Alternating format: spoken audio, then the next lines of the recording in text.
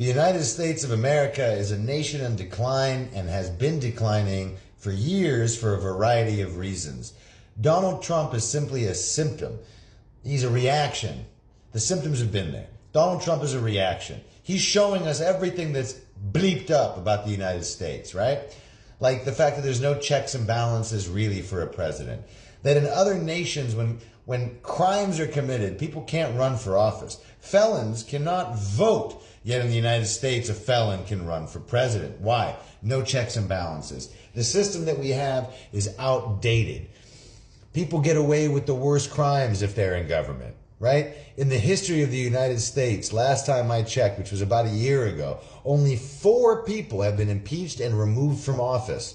If you can think of just the amount of corruption that you've seen from the federal government in your lifetime, just know that the entire history of the United States has only seen 4 people impeached from office from the federal government. That in itself is a statement.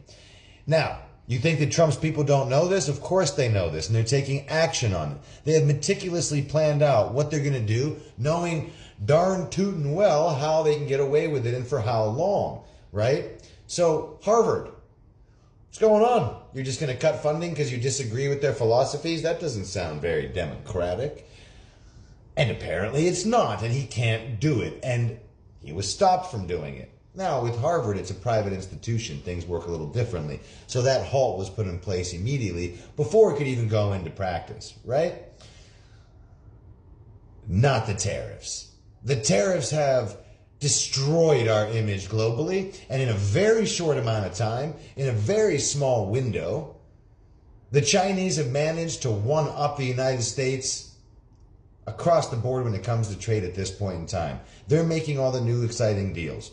And I've said it before and I'll say it again. I find it very interesting that the people who suffer the most from the tariffs is the American public and our allies. The people who benefited the most are the people who are supposedly our economic frenemies and or economic enemies, right?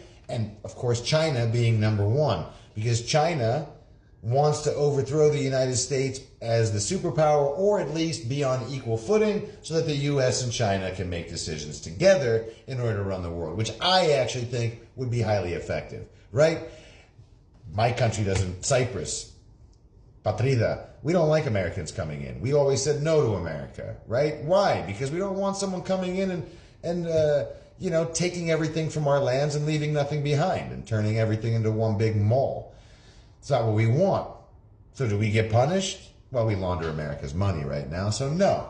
But on average, the other countries do. So what did Donald Trump do, knowing that probably he can't impose all these tariffs? He did them anyways, knowing damn well that he had just enough time to destroy our reputation, solidify his buddies financially, solidify China, gave him a bunch of patents and a bunch of other stuff. I'm sure they're funneling money into his secret account somewhere.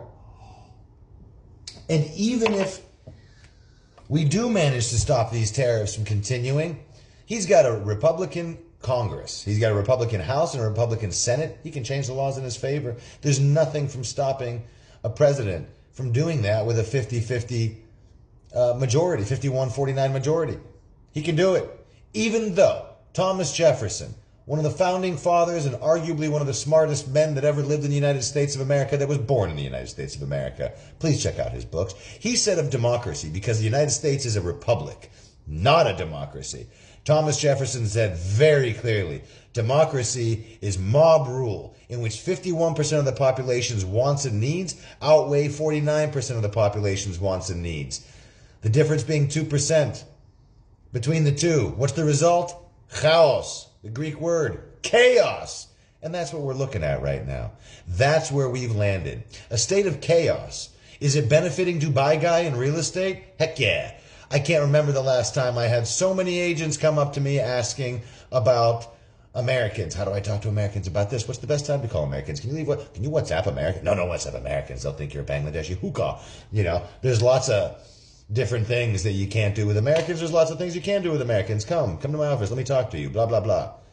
Why? Because Donald Trump is either scaring the crap out of people, scaring the ever-living crap out of people, and some people are benefiting and they want to buy up lots of land. Interesting, the people who are buying the most are the people who are closest to him. And now he worked out a deal where we're going to benefit even more from that. What does all this mean? It all means you're getting screwed.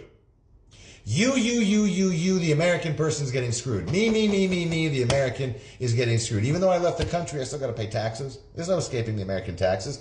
Only nation in the world that charges its people taxes, even though they live and work in a different country. My father hasn't lived in America since 1987, and yet he still pays taxes. So what's the solution? We need leaders. We need clear agendas. We need to overthrow certain laws that exist in the United States, and we need other laws implemented, which means leaning heavily on the people that you can, the people that you vote for. Your municipal government is more powerful than you think. Change your city. Your city can change your state. Your state can change the nation if we all unify under a banner that we don't want to get screwed. Do you want to be one of the people coming out here for a job? Or do you want to be one of the people coming out here to buy a studio, a 1-bedroom, a 2-bedroom? How do I use that comparison? Why do I use that comparison? Do you want to have money, or do you want to be so broke you have to get up and travel 9,000 miles, 7,000 miles, depending on which part of the country you live in? Stand up for yourselves. Or before you know it, you won't have any legs and you'll go to stand up, you'll be like, Scheisse, I've got no feet. If you're not willing to flee, don't be a flea. Stand up for yourself.